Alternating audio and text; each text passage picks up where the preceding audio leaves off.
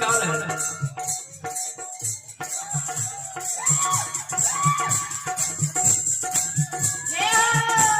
ओ बाबू रामलाल कॉमेडी निकाल लगे रहे मोदोबरा के कन्या सबके भोजन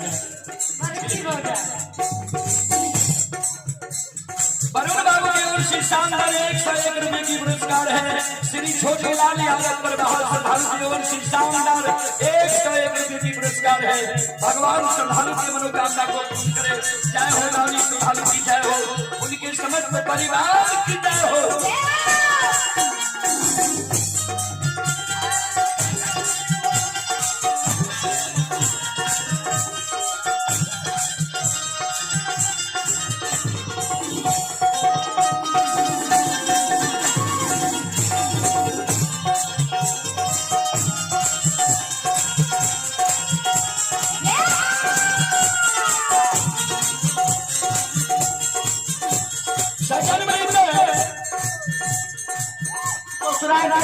ससुराल के बदला फोड़ के देखिए। अगला साल हमारा सासुर गले गुरुवार चले जब हमारा सासुर गले तगड़ा रोम नहीं करिए कहूं अब वो बदला आया हमारा यानी रोम के कोई बदला ले छे हमरा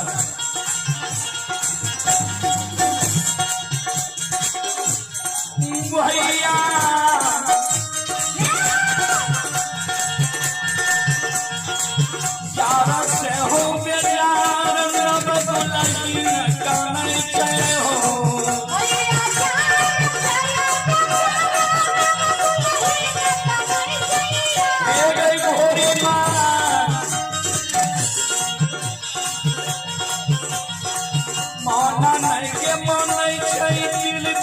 बात होई चाहिए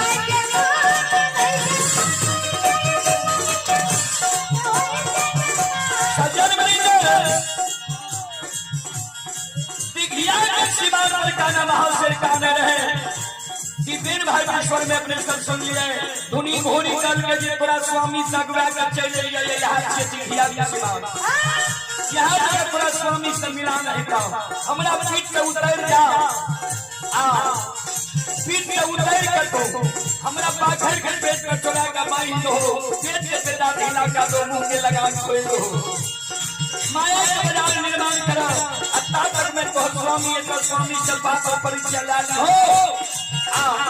हाथ में ढाल तलवार लेकर तू उत्तर दक्षिण की सीमा बन गए स्वामी के साथ लड़े लड़े हो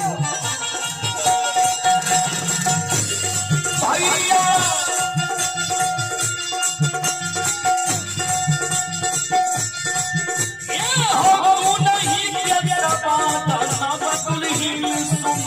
गई हो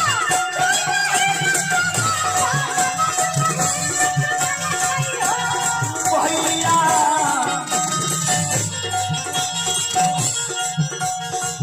वो नहीं के पीर से कुली उतर के नहीं है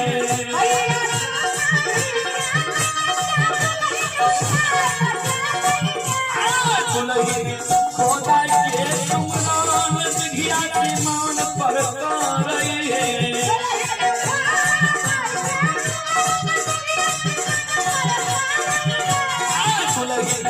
माया के बाजार लग गई है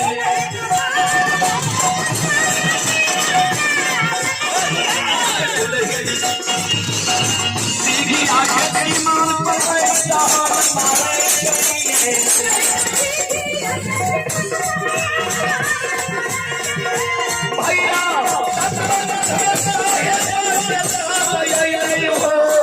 धरती के करता हो